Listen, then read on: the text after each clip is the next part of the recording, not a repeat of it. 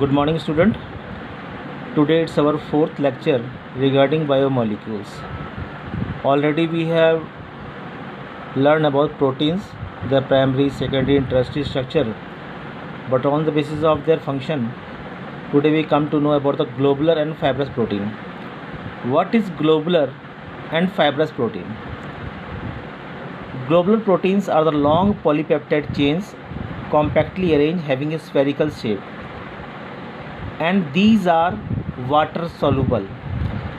Here I have given the difference globular protein, or here I have given the about the fibrous protein. These both proteins are present in our body.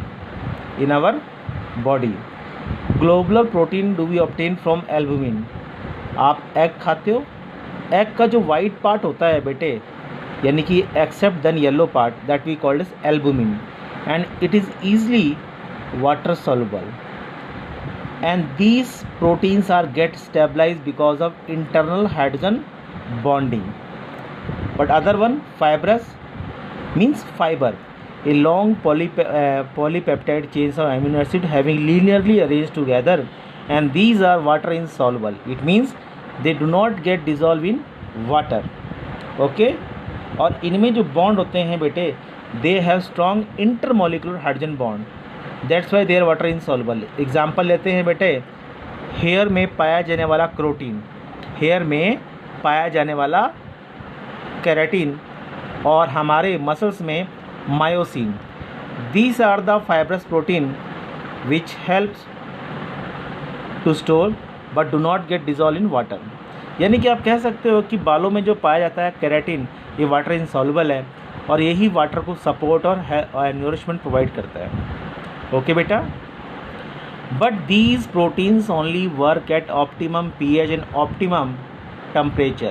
If the temperature and sometimes pH get increase, कभी भी बेटे आज हमारे बालों का सफ़ेद होना या कुछ होना, we called as it is a example of malnutrition, means we are not taking in sufficient nutrition in our diet.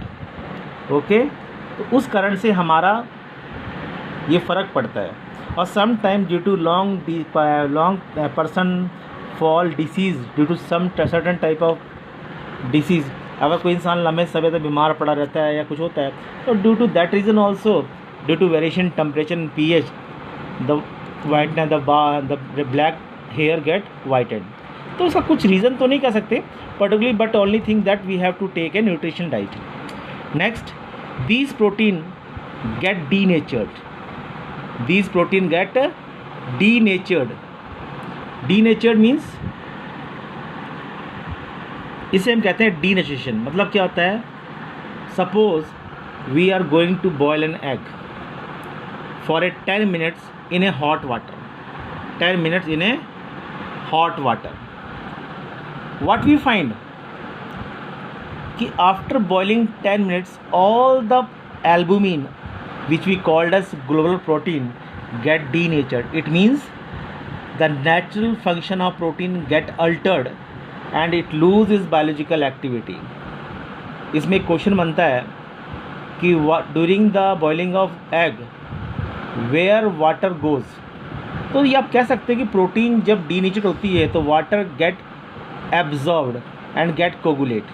तो यहाँ पे लिखा है the structure of proteins are maintain by various attractive force between different parts of the polypeptide chain. As we know, the proteins are made up of long polypeptide chain of amino acids. ठीक है, यहाँ पे मैं आपको lecture दे रहा हूँ. आपने अगर बेटे थोड़ा पेशेंस करके अगर नोट्स को उतार लें और फिर इस लेक्चर को सुने, I think that will more helpful for you in during this time. Next topic बेटा हमारा है nucleic acid. Nucleic acid means कि what is nucleic acid.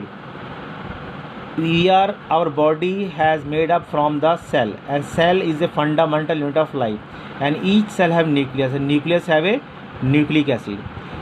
Nucleic acid contain DNA. We are talking about the human beings. Our genetic material is DNA, and RNA we do not possess in nucleus but possess in cytoplasm. It have its own function and DNA have its own function. तो first of all come to know DNA की full form क्या होती है। तो DNA की full form होती है deoxy ribo nucleic acid, और आरएनए की होती है राइबोस न्यूक्लिक एसिड। अब यहाँ पे सीखते हैं जो टॉपिक मेन हमारे सिलेबस में कि डीएनए बना किससे है। डीएनए 3 से बना है, nitrogenous base, it further classified into A purine and pyrimidine, 2 classes. Purines contain adenine and guanine, it is the name of base, and pyrimidines contain cytosine, uracil and thymine। यानी आपको या simple code, आपको ये structure याद नहीं करना, आपको रखना है AGCUNT। और यहाँ पे नेक्स्ट है sugar. Sugar means which sugar do we require for the sugar we require that we called as deoxyribose sugar, 5-member ring. Next, phosphate energy molecule which called as PO4 3-. DNA is our genetic material which carry the trait character from its parental to its offspring। यानी आप कह सकते हो कि पिता से उसके पुत्र को जो जेनेटिक ट्रेट करेक्टर ट्रांसफ़र होता है उसे हम कहते हैं DNA. And DNA is responsible to change this trait character। जब एक पेरेंट्स के डीएनए ट्रेट क्रॉसिंग होते हैं बेटे, तो ट्रेट करेक्टर भी क्या होते हैं, चेंज होते हैं। Just I am giving the structure outline. तो यहाँ लिखा structure of DNA. Structure of DNA, अगर मैं शुगर को नाइट्रोजनस बेस से मिलाता हूँ तो उसे कहते हैं nucleoside. Nucleoside is combination of sugar and nitrogenous base. और यहाँ पे आपने याद रखना कि ए जो है डबल बॉन्ड के साथ टी के साथ बाइंड करता है, और जी जो है ट्रिपल बॉन्ड के साथ सी से बाइंड करता है। और हमारे में डीएनए में uracil base is absent, we doesn't possess uracil base, क्योंकि यूरासिल बेस जो होता है ये आरएनए में पाया जाता है as a genetic material. Okay बेटा, you have to remember that कि क्या करना है। अगर इसी न्यूक्लियोसाइड को फॉस्फेट मॉलिक्यूल से मिला दिया जाए तो बन जाता है nucleotide. Let's talk about the structure of nucleotide. Nucleotide is double helical structure. Double helical structure देख रहे हो बेटा, just like 8 I have written it. ये ऐसे करके ऐसे आ रहा है और ऊपर से ऐसे करके ऐसे आ रहा है। इसकी जो चौड़ाई जो है इसकी 20 एंगस्ट्रॉम। कितनी बेटा? 20 एंगस्ट्रॉम। और यहाँ से लेके जो यहाँ तक आपका जो आ रहा है यहाँ तक, that we called as a single nucleotide whose length is 34 angstrom. इसकी लंबाई कितनी होती है? 34 एंगस्ट्रॉम। और एक न्यूक्लियोटाइड में 10 नाइट्रोजनस बेस पेयर होते हैं। आपको पता है कि we are having more than 135 crore population still among the family, यानी कि हम अपने परिवार के अलावा किसी और के परिवार से हमारे डीएनए मैच नहीं करते, because the DNA pattern I have given to you A-T-A-T-A। आप कुछ भी मान सकते हो, मगर बस ये नेसेसरी है कि इसके अंदर 10 पेयर होते हैं। Only 10 base pair are there. वो चॉइस आपकी कुछ भी हो सकते हैं। और सिंगल बेस पेयर में अप्रॉक्सीमेटली 3.4 एंगस्ट्रॉम का डिफरेंस होता है। 3.4 एंगस्ट्रॉम्स का डिफरेंस होता है। Remember that. और बड़े ध्यान से देखें इसको, कैसे क्या पढ़ना है और क्या करना है। इट इज़ ए रफली स्ट्रक्चर, और रफली स्ट्रक्चर ही आपको याद करना है। और इसको हम बैकबोन कहते हैं फॉर द जेनेटिक मटेरियल। तो आपको रिप्रेजेंट किया है इस फॉर्म में एक जनरली कि sugar bind with phosphate and phosphate bind with sugar, और शुगर से बाइंड करता है बेस। आप देख रहे हो यहाँ पे मैंने 5 एंड लिखा है और यहाँ पे 3 एंड लिखा है, बिकॉज ये सिंगल स्ट्रैंड है और ये दूसरा स्ट्रैंड है। Both are complementary. अगर एक का एंड 5 और 3 है तो दूसरे का 5 और 3 अपोजिट टू ईच अदर। जैसे आप किसी एक इंसान से हैंडशेक करते हो, अगर आप अपना राइट कर रहे हो तो उसको देखिए अल्टरनेट अपोजिट कॉम्प्लीमेंट्री हैंड मिलाता है और शेक हैंड करता है। जस्ट लाइक एक टेम्पलेट को देख के दूसरा नाइट्रोजन बेस पेयर अरेंज हो जाता है। तो that we called as in DNA both strands are complementary with each other. याद रखना, ये एनसीईआरटी का क्वेश्चन बहुत कॉमन है और हमेशा आता है। नेक्स्ट हम छोटा टॉपिक करते हैं कि व्हाट इज़ आरएनए।